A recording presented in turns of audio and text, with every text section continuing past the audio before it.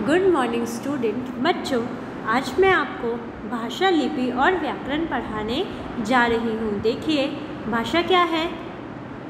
अपने मन की बात कहना और दूसरों के मन की बात सुनना या समझना ही भाषा है। भाषा किसे कहते हैं?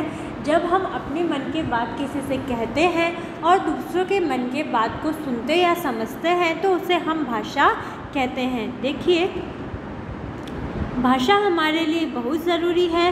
भाषा के बिना हमारा काम एक दिन भी नहीं चल सकता। देखो बच्चों, जो भाषा है वो हमारे लिए बहुत ही ज़्यादा ज़रूरी है। तो भाषा के बिना जो हमारा काम है वो एक दिन भी नहीं चल सकता है।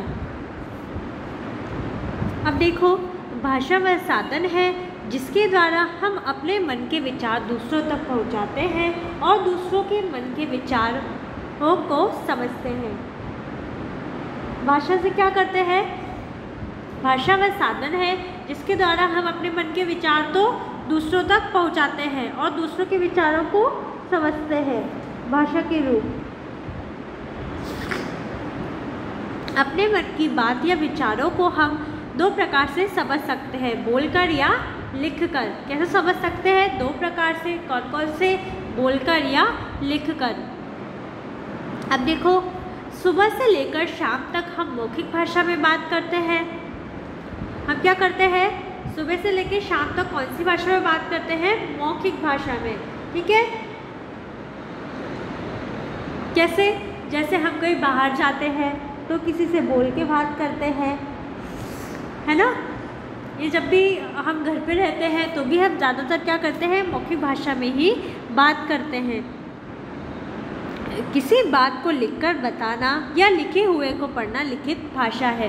देखो, जब हम किसी बात को लिखते हैं या लिखे हुए को पढ़ते हैं तो वो भाषा कौन सी होती है? लिखित भाषा। अखबार, किताब व पत्रिकाओं की भाषा लिखित होती है। किसकी भाषा लिखित होती है?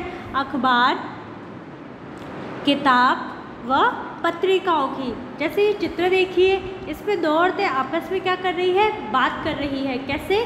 बोलकर। तो ये कौन सी भाषा हुई? मौखिक भाषा। और ये चित्र देखिए, इसमें ये आदमी क्या कर रहा है? अखबार को पढ़ रहा है। तो ये भाषा का कौन सा रूप हुआ? लिखित रूप। ठीक है? देखो, मौखिक भाषा क्योंकि ये दोनों आपस में बोलकर बात कर रही है।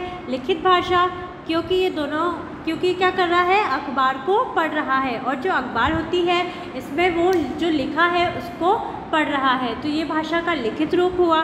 ठीक है? अगला देखो, व्याकरण। तुम्हारे माताजी अब कैसे है? क्या ये सही है? नहीं, ये बिल्कुल गलत है। यहाँ पे आएगा तुम्हारी माताजी अब कैसी है। तो जो ये व्याकरण का क्या हुआ?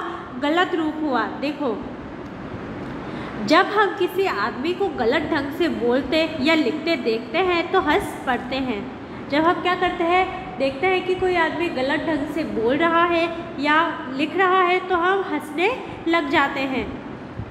इसलिए सही बोलने व लिखने के लिए व्याकरण का ज्ञान होना आवश्यक है। इसलिए क्या कि जब हम सही लिखते हैं या बोलते हैं तो उसके लिए हमें जो व्याकरण है उसका ज्ञान होना बहुत ही ज़रूरी है।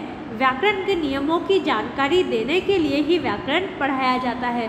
जो व्याकरण के नियम हैं उनकी जानकारी देने के लिए ही हम व्याकरण को पढ़ाते हैं। देखो, जिस विद्या से हम भाषा को शुद्ध बोलना व शुद्ध लिखना व बोलना सीखते हैं उसे व्याकरण कहते हैं। व्याकरण क्या होता है?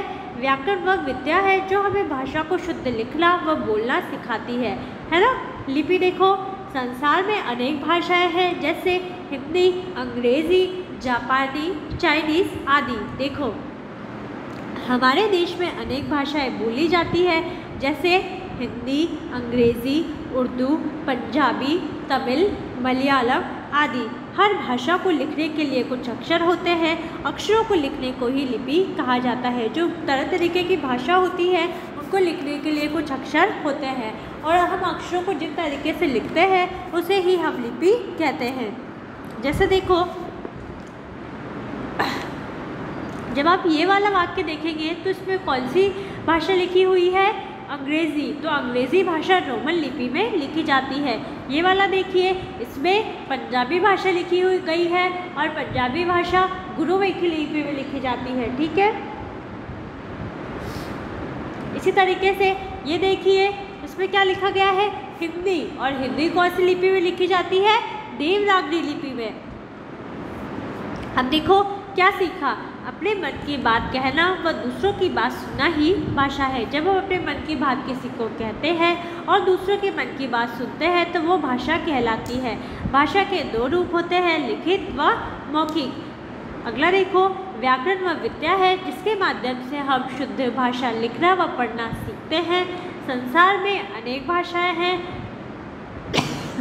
भाषा अक्षरों में लिखी जाती है तथा अक्षरों के लिखने के तरीकों को ही लिपि कहते हैं। तो बच्चों, इस तरीके से हमने निम्नलिखित पाठ का दोहरान किया। आप भी इसका दोहरान करिए और समझिए। धन्यवाद।